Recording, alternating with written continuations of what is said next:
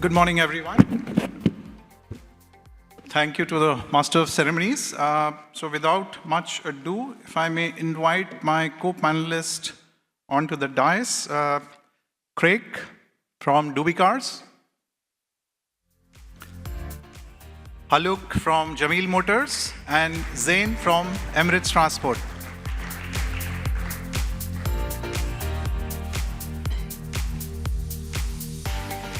Would request you to sit in the same order. Lovely. So a bright morning today. Speaking about one of my favorite subjects, we all know automotive industry is now up for some great transformation. Whether we talk of the sustainability side of things, whether we talk of digitization, whether we talk of new OEM brands entering to space as we see more private equity money coming in, the whole landscape is changing very, very fast. So we have a very nice panel of speakers today, and interestingly, we're going to cover the commercial aspect of vehicles. We will cover the passenger cars and the overall fleet side of business, how the B2B and the B2C customer is changing. So without much ado, if I may request, Craig, if you can introduce yourself and do a quick introduction about the business. Thank you for that, and thanks for the invite. My name is Craig Stevens. I'm the Chief Exec of Dubicars. Dubicars is the leading automotive vertical marketplace in the UAE. We focus on connecting buyers and sellers for predominantly used vehicles. We also write a lot of content around new vehicles. We get to see a lot of the trends that are going on in the marketplace in terms of what people are searching for, what they're buying, what price they're buying for. And I'm going to bring some of that intelligence to this panel today. Thank you, Craig. Haluk? Sure. My name is Haluk. I'm the Senior General Manager for Jameel Motors, responsible for the Middle East region. My area of expertise is mainly on commercial vehicles. Before starting to work for Jameel Motors, I have spent around 24 years working for Daimler. And all these years, it was all about trucks and buses in sales, after sales, and every kind of operational stuff related to commercial vehicles all around the areas of responsibility I had. And I'm very happy to be a part of this panel. Thank you. Thank you. Zain? Yeah. So Zain Peracha, I'm with Emirates Transport. We are a fleet operator and leaser with about 35,000 or so vehicles on the road in the UAE. In my mandate at Emirates Transport, I'm looking at innovation, new mobility, and one of the biggest segments that comes under innovation for us is sustainable vehicles, whether that's electric vehicles or any of the other categories. I'm very excited to be here and talk about the perspective that we've developed. Thank you. And my name is Vishal. I represent a company called Glasgow Research and Consulting. So we undertake a lot of research. We track new car sales data, used car sale data, and work on clients solving their business problems. So, Craig, if I may start with you, Dubicars, I've known you for many years. I've seen how your business model has evolved. As we all understand, you're a marketplace. So, I would ask my first question, if you can share some light how the market landscape is changing from an end consumer perspective. Because I think you sell cars on a B2B and a B2C model. So if you can share some insights on what's happening currently. Sure. Well, first off, let's start with the automotive consumer themselves. And the automotive consumer is no different to the Amazon consumer or the InstaShop consumer or any other consumer. Their needs are pretty similar. So what do they want? They want an unbelievable digital experience. They want speed. They want transparency. They want trust. They want all of this at the best possible price. And they want immediacy. So that is the same for the person buying a car as it is for the person who's on Amazon buying a water bottle. And that's a real challenge. So we'll unpack some of that a little bit more detail. But if we think about that from a consumer point of view, if I'm wanting to buy a car currently in the UAE and I'm wanting to buy a new car, do I get all those boxes ticked? Do I get the amazing digital experience? Do I get the trust? Do I get the transparency? Do I get the immediacy? So there's lots of areas there where there's actually quite a frustrated automotive consumer who's not getting the experience they want. And that's one of the challenges for not just this marketplace, but for the industry. Look, the second trend we're seeing is the influx of Chinese vehicles. It has been unbelievable to see how fast they have penetrated the marketplace. And we were talking earlier, I think we've got 33 Chinese manufacturers now in the UAE, and I believe there's another 100 to come, if they all come. So it's quite incredible how they've impacted the marketplace. As a bit of a petrol head myself, I've always thought that when I drive down the Sheikh Zayed Road, I can see a tail light and I can work out which car it is. Those days have gone. I can't work out those cars. I end up chasing cars now down the Sheikh Zayed Road to find out what they are. But this has added a great range to the consumer at an amazing price point, but it's also added a lot of confusion to the consumer because now there's so many more makes and models, and then we've got EV, hybrid, and petrol. So we've seen lots of change in the marketplace from a new car perspective, especially driven by the Chinese. And then lastly, I suppose, and that's what we're here to talk about today, is you've got the introduction of EVs and hybrids and how that has played out. And even though there's no doubt about it, EVs are growing and they're growing quickly from a new perspective, they are certainly not growing from a used perspective, and used car demand is incredibly low, and that's a real challenge for the industry. And if I think about and look at hybrids, hybrids are killing it. I mean, hybrids here, that is our fastest growing segment. It's our highest demand product. It's our best residual product. It's our fastest selling. And I was on a podcast the other day talking about this. It feels like hybrid's the middle child that no one's giving the love to. And it needs some love. But, we'll talk more about on the EV side later. Yes, I agree. So I took one day off and, literally drove down across every showroom on Sheikh Zayed Road. I test drove at least 3. They are, I think, super products. With that, if I may move to Haluk, you're part of Jameel Motors, one of the largest conglomerates, Abdul Latif Jameel. I've known them for many years. So what's happening, continuing to, what Craig said. So what are you guys doing on the commercial vehicle space? Because I see you've got a very nice standout, so congrats for that. And I did gather from you that there is a fair bit of interest and appreciation from the customers which are walking into your. So can you throw some light on the, particularly on the commercial vehicle landscape from an EV perspective? Of course. Well, first of all, talking about commercial vehicles, of course, the dynamics are completely different than what's happening about the passenger vehicles. There are certain similarities, but in principle, they are two different business lines. When it comes to commercial vehicles, first of all, talking about this region, we are still the main sellers, the main consumption is for ICE vehicles. Still, this is a fact. So when we are talking about the conversion from fossil fuels to cleaner technologies, let's say, this is not starting with commercial vehicles. Of course, it comes with the passenger vehicles.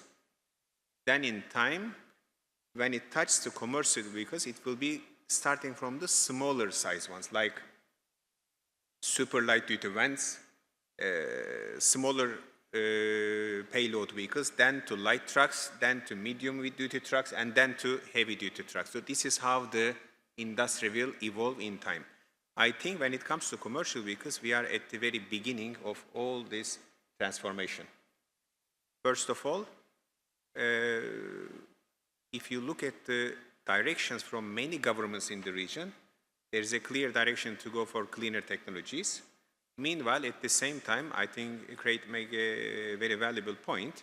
This transformation should come at a reasonable cost. Okay?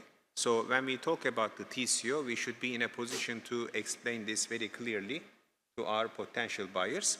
Jameel Motors, in this perspective, is actually making a big investment in the region because we partnered with the biggest commercial vehicle manufacturer of China, which is Geely Commercial Vehicles. And Jameel Motors is at the moment representing the Verizon brand in the Middle East region. But the cycle of sales is totally different than what we all learned all throughout these years for ICE vehicles. Because now we see it not as a process of sales and after sales, but it's a more a mindset of business development. Because it's not like you go to anyone and say, it's time for you to replace your vehicle. Here, I have a better option. It doesn't work this way. You have to really deep dive and understand the usage case. So if your product fits to it or not, because compared to ICE vehicles, there are some superiorities of the battery electric commercial vehicles. Also, there are some more areas that has to be developed inside. But we are at the beginning of the learning curve, but so far, especially this is our third day in EVIS, and I can tell you the amount of feedback and the impression I had from many potential clients we had in deep dive, this is very positive. So it is promising for the future. Interesting. That's a good direction. And with that, if I may move to Zain, Emirates Transport, 35,000 vehicles. I think serving the school community, serving the last mile. How do you see the market evolving for your business, and where do you see the growth areas?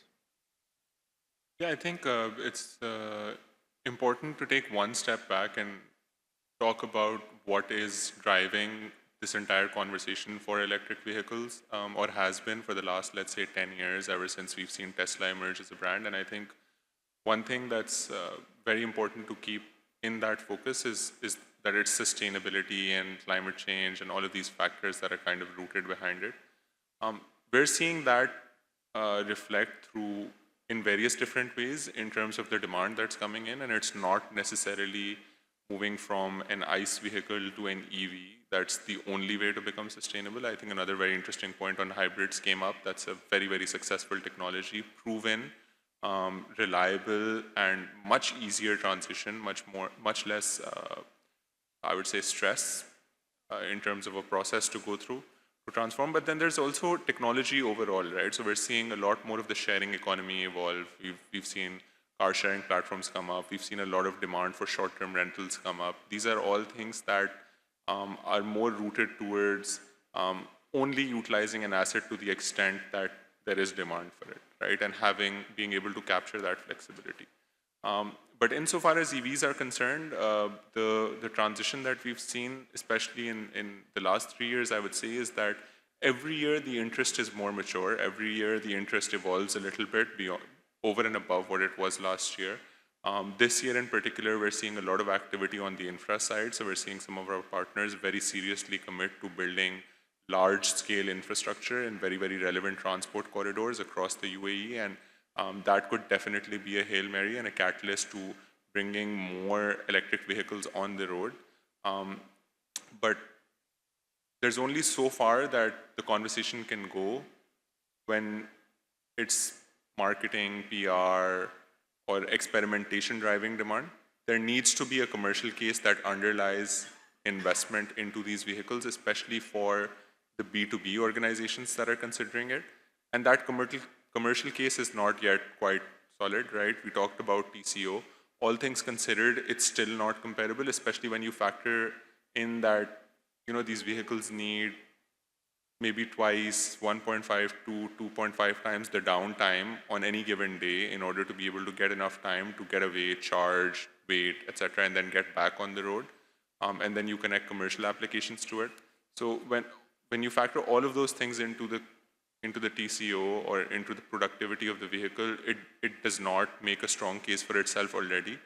But that's not holding people back. People are definitely very interested in having the conversation, and we're very interested in having that conversation with them, because it's only when you start getting your hands dirty do you actually get in a position where you're able to give strong feedback, where you're able to help the product evolve and build it around your own use case. Right. So, Craig, following the discussion we were having on the strategy which the Chinese passenger car players, local dealerships in their support are it's more of a market share play versus so margins have taken a back seat. So I think the whole thought process is we need to see more cars on the road, right? So I think as we speak in the current month, if we have to talk of the retail market, roughly we're talking of some 16-17% of Chinese penetration. So from a consumer's perspective, how do you think, how do you see the evolution? Is it the, as a household, people are looking as a Chinese passenger car as their second vehicle in the house? And then how do you respond to the aftermarket service and also the depreciation side, particularly in the EV side? So can you share some light on that?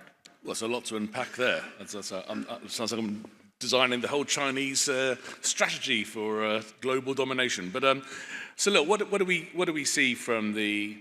I suppose let's take a step back from that to start off with. When I was here last year and I presented and we looked at the data, from an EV point of view, it was dominated by premium EV. So it was Tesla, it was Mercedes, Audi, with the cars that people were searching for and buying. 12 months on, we now have BYD in the top 10 twice. We have Jetour with a new T2. So we have these Chinese brands that are coming in. And in fact, there's a decline in demand for the premium electric vehicles. And I think that's interesting. That kind of showed that the early adopters were happy to buy premium. They were happy to make the investment. And that we always knew there was a limit to how many people were in the marketplace that were happy to spend that kind of money on an electric vehicle and take the depreciation hit. And what we're seeing now is, far more affordable EVs, predominantly coming from the Chinese marketplace. So that's a trend that we didn't have last year. Look, to answer your point in terms of the Chinese manufacturers now and their strategy for penetration, it's quite clear that they've really understood the consumer. They've understood the consumer in terms of price point. They've understood the consumer in terms of in-car technology and the gadgets and the gizmos that you get and the size of the screen that you get. And to be fair, that's what consumers want, and I think there's less brand loyalty and there's more interest in technology and advancement. And the Chinese are tapping right into that. But on the flip side, they don't really believe in marketing. They believe marketing is their product, and if their product's on the road and people are in their product, they'll buy it. So you're not going to see massive amounts of Chinese advertising, but you are going to see cars. To your point, you're going to see lots of Chinese cars on the road. The other point you asked around depreciation, well, I think, to be honest, the way the Chinese are selling their product to the retail and to B2B buyers is forget depreciation. Depreciation is not a concern. This price point is so good, you write it off after 3 or 4 years. Now, where previously the Japanese it's all about depreciation, and in 3 or 4 years you'll have an asset that's worth 50% of what you paid, the Chinese are saying, don't worry about it. Buy it, drive it, it'll be worth something, but if not, write it off and buy again. And I think, as with all things that the Chinese mass produce, they are bringing out new models, new technology at an amazing price point constantly, and there's no one at the moment who really can compete with their ability to do that at the price point they are. So I think it's going to be a very interesting time. And I think I shall stop talking, but I think that adds loads of complexities and challenges now to the market about, well, what happens in 3 years' time when we have lots of Chinese product coming to the market as used cars? Will there be demand for it? And if not, where are these cars going to go? Absolutely. And if I may share, in the Saudi market, again, the thought process is the same. Most of the ladies are preferring the Chinese. So obviously, the first car of the house is, let's say, aspirational. And the second car is all about, the telematics, the interiors, and of course, the cost. Yeah. With that, Haluk, if I may move to the commercial segment, and obviously the commercial segment is, as we understand, can be easily split into the light commercial vehicles, mid. Each comes with its own, the customer is, if you're talking of long haul, that comes with a different set of challenges. Of course, there is more government support when we're talking of freight being, carried between UAE and Saudi Arabia, right? So the dynamics there are different. So maybe we can stick to the light and commercial, which is mid, which is your focus. So you did mention the sustainability angle, which obviously from a government stakeholders perspective is important. There is a goal which has been set, by the governments, etc. Generally, how do you see the from a cost of ownership perspective, or what are the apprehension questions that you usually come across? Because when we talk of the large trucking industry, they say the EVs cost 2 to 3 times. Now, obviously, as a initial capital outlay, that's a big number, and the cost needs to go down, or the whole model needs to be built in such a way that so somebody is subsidizing something. So how do you see? Obviously, maybe we can stick to the light and mid vehicles. So how do you see that? What are the kind of questions you are asked from your customers, and how are you maneuvering that? I mean, yes, there's the sustainability side, but generally, what are the other apprehension questions or objections you come across? Not objections, but of course, there are challenges. It's unknown. As I said, this is a business development. We are trying to educate the market players around the products, first of all, so they have to understand the capabilities of the products.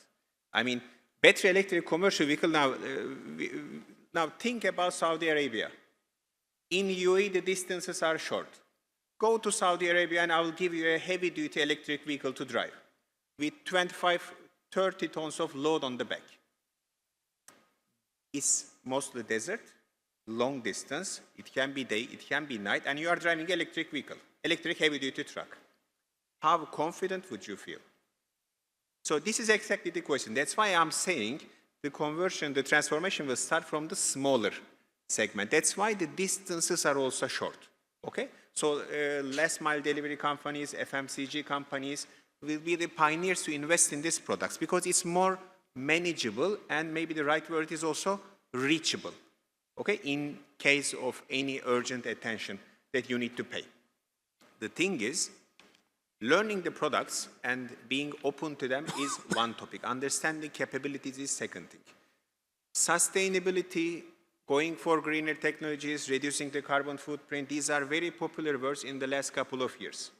But when it comes to real life actions, sorry to say, but there's too much talking, relatively less action when it comes on the field, sorry to say. But this is how it is. The transformation in commercial vehicles to battery electric will come in time. It shouldn't be expected over time, because there's a learning curve for everyone. And also the manufacturer, the distributor, the end user. These are not the only people in the value chain. Let's talk about financing. For example, somebody has to finance this electric commercial vehicle, and this financing is almost not existing today. Or let's say, maybe not existing is a bit of exaggeration, but let's say limited and costlier. When you go to insurance, finding an insurance company to insure your electric commercial vehicle is again limited. And I would say, just to give you an average idea, roughly 3 times, 3.5 times more costly. Why so? Because also the financing institutions, also the insurance companies, they don't know the product. They don't know the dynamics behind it. They don't know the residual value. They don't know the running cost. So that's why I'm saying every player in the market is growing together in this game. And this will take some time. In my personal point of view, even if the government today mandates a conversion, okay, I don't think it makes sense, because this is maybe too much to expect in a very short time, but in a relatively longer time plan, you name it, I would say somewhere between 3 years to 10 years time horizon, we should have a tangible plan of conversion, because there are so many aspects. It's not only about the financing. You can talk about the charging infrastructure. You can talk about the available servicing. Even the technicians who are trained to service this vehicle is at shortage today. So that's why I said in the beginning of my speech, these vehicles are amazing. The TCO works. If I were a company owner, if somebody offers me a commercial vehicle, from a TCO perspective, is 2 times costlier, 3 times costlier than the ICE vehicle I have today, I wouldn't move, sorry to say. But today, what we are trying to do as Jameel Motors with our partner, we are in a position to offer an extremely competitive TCO. So this is where we are trying to really make an impact on the potential clients. That's nice. Again, Zain, if I may put the similar question to you in terms of you as Emirates Transport. So what are the kind of apprehensions you are facing, or how easy it is, or you are trying to mostly respond to a client-specific query of whatever, and in that, how do you see their own intention or ability to opt for EV? So how do you see from a service provider's perspective? Yeah, no, I think at the risk of sounding a bit repetitive, because I'm sure the other panelists have brought this up, and I spoke about this a little bit as well. Everyone that we talk to wants an EV until the conversation gets to the price, right? Especially for us, it is a monthly price that you're expected to pay. But I don't want to focus this answer a lot more on the problems, right? Of course, we're talking about, in this panel, we're talking about evolving demands, and I think it's important to spend some time on how do we get to a position where these demands are actualizing, right? And I think building on Haluk's point, strong partnerships between ourselves and the suppliers that we work with, like, for example, Jameel Motors, are essential to bring confidence to the residual value of these vehicles. That's one of the main things that's driving such a big difference in the lease price, is the fact that the residual values are so uncertain. I'm sure Craig can talk about how a big aftermarket for UAE vehicles is actually outside the UAE. And a question that we can all ask ourselves is, who's looking for a 5-year-old EV coming out of the UAE in a market outside the UAE, when we ourselves at this point don't have the infrastructure? So the question is, how do we solve some of those fundamentals to help this price improve? The other thing that, of course, is a very, very obvious driver is the infrastructure, right? And that is across the world, anywhere that EVs have taken off, that's been talked about as a chicken and egg problem, right? The very first EV brand to kind of go mass market, Tesla, everyone credits that to their supercharger network. The fact that they went out, they invested into the supercharger network, they really built that out, and that's what made Tesla happen in the US and eventually across the world, right? And we're seeing some big players make that move, right? The players that can, the players that are significantly invested into the fueling market, into the consumer market, making that move, committing some capital up front, finding those synergies and making that investment. So every time that, for example, my team ships out a quotation on an electric vehicle, it gets a little bit better. And it gets a little bit easier to have that conversation. And sometimes it works, sometimes it doesn't work. The category that so far is most successful is the two-wheelers. The main reason is they're a lot operationally simpler to electrify. You can just do swapping, they don't need downtime. But I don't think we're too far away from having at least a competitive conversation on an ICE sedan and an electric sedan. We did a survey of our top 30 customers about a year ago, and we asked them about their willingness to electrify, etc. And it was non-committal, but the general response was, we'd be okay paying 10 to 15% over and above our current price if we knew that we were paying that price for sustainability. Now, that's a small range, but it's still a range that we know we can operate in, right? So I think there's underlying or foundational aspects to build on.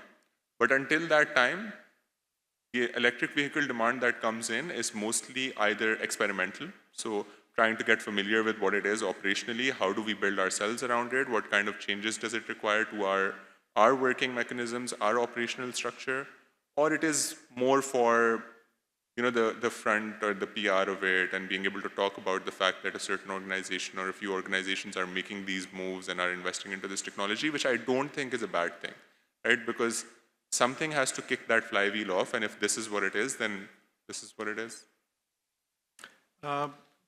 Craig, if I may move, so obviously in the old world, we had the Japanese OEMs, we had the Japanese and Koreans, you had the Europeans, you have, so now with the advent of the Chinese, and we spoke about pricing becoming very efficient for the end consumer. Now, how do you see the transition from the pricing of, so people will get used to a certain level of, for their second car or the first car, a 60, 70,000 dirhams, let's say, as an example. Now, from here, how do you see the evolution of the EV story in terms of once you got used to this kind of, the telematics, the interiors, how do you see the evolution of the EV passenger landscape from here on in terms of what is it that the consumer would get enticed with? Well, Is it an depreciation? Where will it be? And of course, the after-sale service, the battery, etc. Yeah, it's a good question. We did a survey in preparation for this event, and the question we asked the consumer was, what would motivate you to buy a used EV? And the answer came back, nothing. Right. So at the moment, that is a real challenge. It wasn't price, and it wasn't about battery quality or whatever. It was just, the view. And then when we asked people to explain, it's like, if I'm going to buy one, I'm going to buy a new one. It isn't even in people's consideration yet to think about a used EV.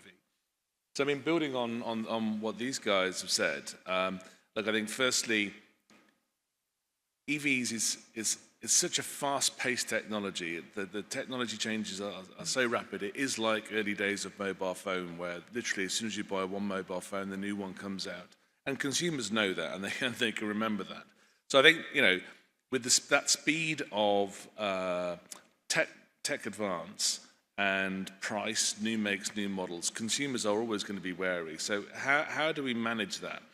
And I think to Haluk's point, this isn't just about selling product. Selling product is relatively easy. If it's a great product, it's a great price point, it's relatively easy. How do we build an ecosystem that supports the whole industry right the way across? So that's the dealer, the manufacturer, the used EV, finance, the insurance, the servicing, the battery, marketplaces. I think there's a level of maturity that has to happen, and I think it has to happen for this market quite quickly based on what we're seeing in terms of new car adoption. Because if we don't build that ecosystem, and if we don't build a great quality used EV market, and to Zain's point, I think we'll struggle to find a market for 5-year-old electric vehicles that have been driven around the UAE. You never know, but I think that's going to be a struggle. What are we going to do with these vehicles? Where are they going to go? What price point are they going to get? And I think if the industry gets behind that, and that's going to be the government, the industry, the dealers, finance companies, insurance companies, marketplaces, battery providers, it's in everyone's interest to make sure that the used EV market is solid. Because if the used EV market is solid, that then means there's price protection for new vehicles, the whole market isn't collapsed in that respect. If we don't control that, it just means it's a race to the bottom, and everyone then becomes cheaper and cheaper and cheaper and cheaper, and then we're just flooded with cheap cars. That's not a great outcome. And I think that's why everyone's got to come together to say, okay, how do we solve that problem? Right. With that, Haluk, what do you see as the? I mean, ALJ is a very powerful brand, and obviously, if you take the value proposition to your end clients, obviously, you rightly said, already pointed out, the cost of ownership. Where do you see the financing side of things? Is that something you are coming up with a bundled offer value proposition when you go to a client, or each client has its own defined specific needs because of the nature of either nature of the business or how they are structured? How do you see that? Vishal, I mean, if we talk about passenger cars as an individual, okay, before buying a car, I like going around showrooms, seeing vehicles, just sitting in and out, making it. So I like really spending time on it. And maybe for an individual buyer, there's also an emotional aspect. Maybe you might be sometimes going to go for a car for your personal use that will also satisfy any kind of expectation of yours, okay? It doesn't need to be always the cheapest or the, let's say, financially best option. It's what you like sometimes. I'm sure in leasing business, maybe this works in a different way. But when it comes to commercial vehicles, there are no emotions. It's zero emotions. is pure data science. You have to convince the people you are talking to by facts that it makes sense for them. Why? Because the fleet owner is never driving any of these trucks or vans or buses or whatsoever. They don't even see. They don't even know who the drivers are. Okay? They just see, for them, the vehicle is just the asset on their balance sheet. That's it for them. And how much revenue and how much profit is generated from this. Therefore, in this perspective, commercial vehicles, we are trying to really, when it comes to making emotional sales pitches, we are trying to just stay away from this, but more make it data-based, fact-based. But of course, for a commercial vehicle client, the best is if they can sort out all their problems by a single point of contact. This is the most efficient way. So what we are trying to do is, we are trying to offer the financing and insurance and charging and service and every kind of aspect of the commercial vehicle once we meet a client as an offer from our side. Are we there yet? No. But we are coming close. I'm not just arguing that we are there yet, because it's not only depending on Jameel Motors or a single company, it involves multiple players. But I think the mindset is changing. And even I will tell you, in the very last 6 months, because it's a very short time period, okay? The interactions I was having 6 months ago with certain banks and insurers and other companies, and today, when I compare the two, they are more open-minded. And 6 months is a very short time horizon to talk about such kind of a mindset change, but it's changing. So from our perspective, it's progressing very positively. I think interesting. I mean, obviously, we spoke about Chinese, following the market share strategy. So these bankers are also seeing all the cars and how fast the landscape is changing. So all these things obviously do add up, right? Also, Vishal, I mean, just to add one more point. Now, how well do we know the worldwide electric commercial vehicle markets? This is a question. I think the level of information we have in the region is limited. Because when we are talking about should I go for electric or not, will it work in long distance, these topics, because we are talking about China a couple of times, when you go to China, these topics are closed. These are not even discussion points. So the revolution there has already happened. So that's why, I mean, we are following up. Zain, if I may move into, I know you're part of the team which works on newer initiatives within your organization. So I want to touch on areas such as personalized mobility services, which are on-demand EVs, micro-transit. So how do you see the customer expectations shifting as we speak? I mean, obviously, those shifts lead to opportunities to you as a business. So how do you see the evolution? How fast is that? And if you can highlight or flag certain areas which you are seriously looking into. Absolutely, and I think that's an amazing question to kind of move towards conclusion to. Very respectfully, maybe as the youngest person on this panel, I think I can speak a lot both personally and then based off professionally what I've seen in terms of the demands that evolve. And I think something to put that into context is I came like towards the end of the millennial generation, right? So I learned how to drive on a manual vehicle, but I'm not sure about you guys. I don't remember the last time I saw a manual drive personal vehicle. That was not for example, I don't know, race car driving or sports driving. It just doesn't.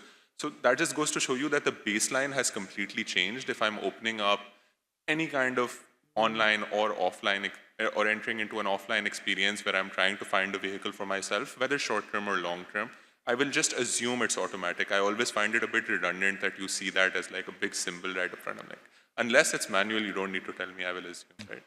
But that's because what people have started to actually expect from these vehicles, the things that are optional are different now. For example, I would get a decent amount of anxiety getting into a vehicle that does not offer Apple CarPlay.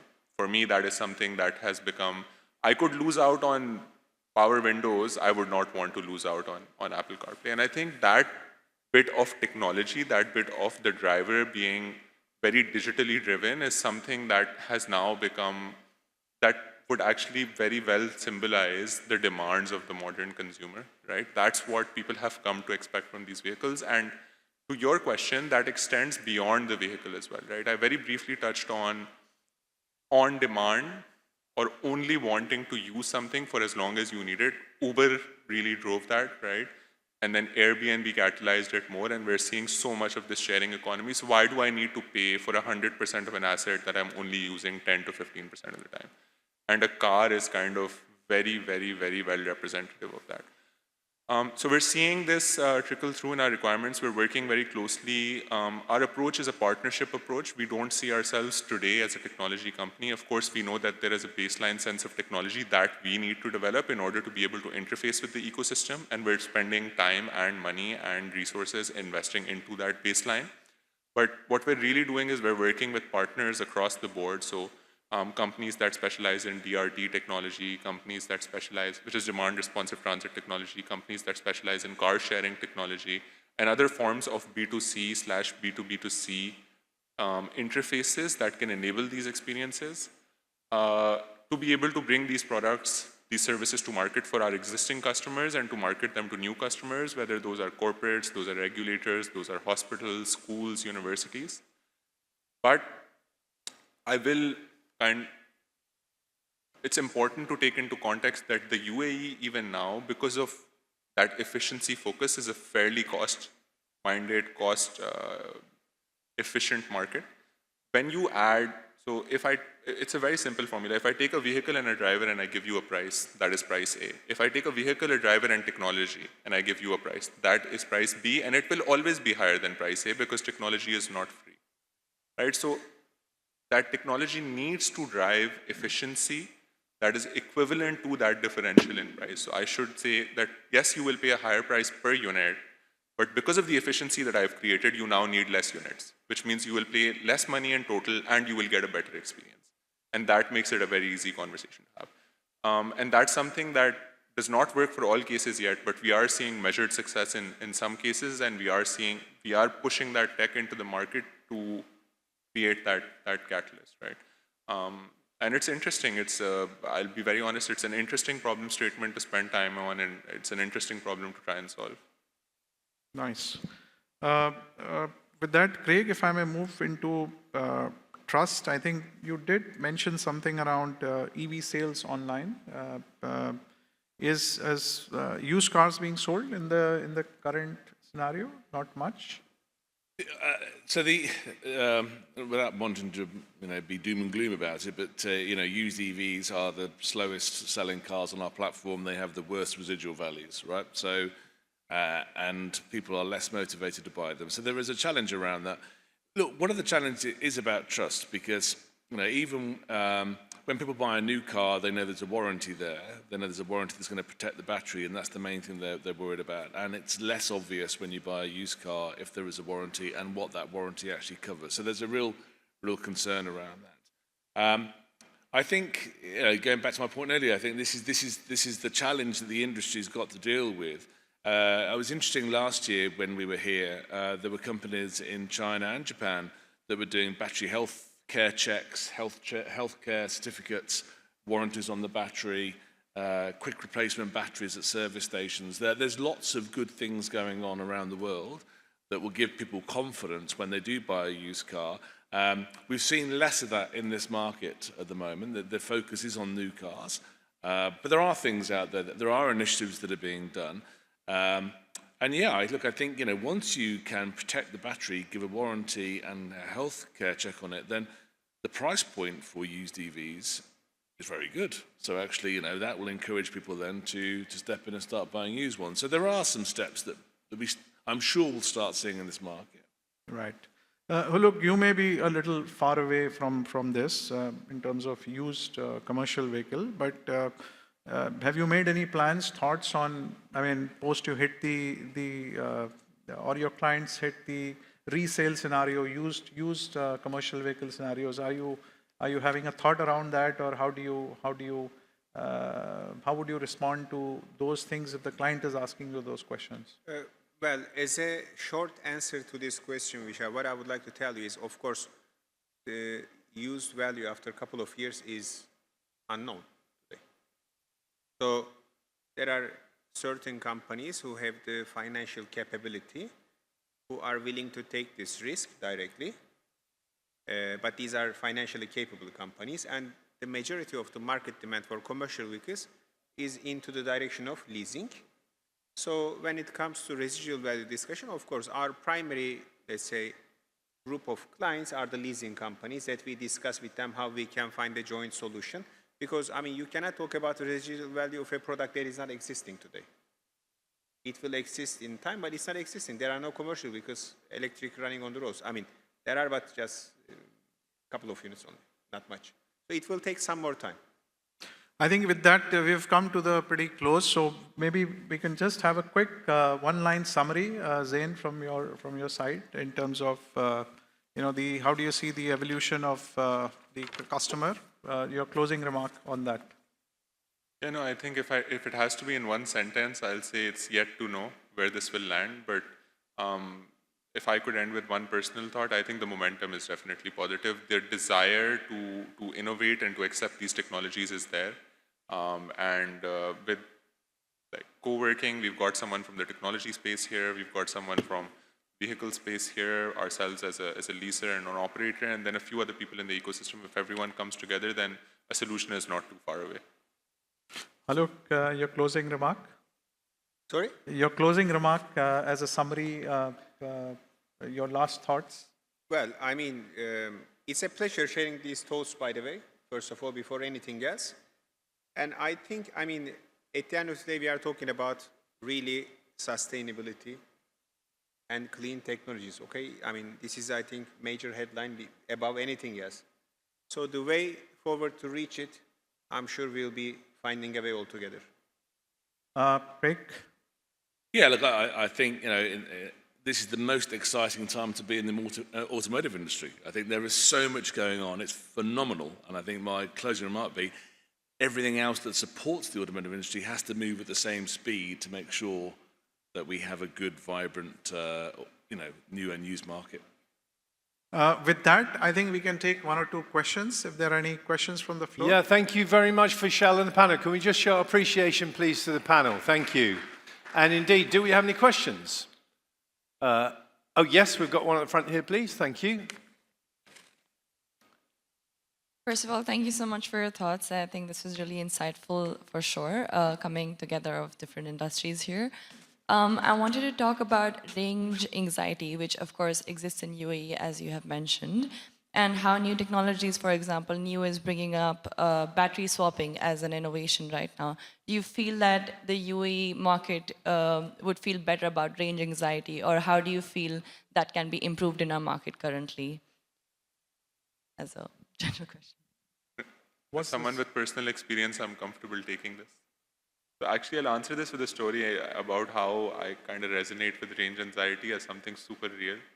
I think this is 2 years ago. I just joined Emirates Transport. We got one of these new BYD Han vehicles before they were up for public sale, etc. B2C.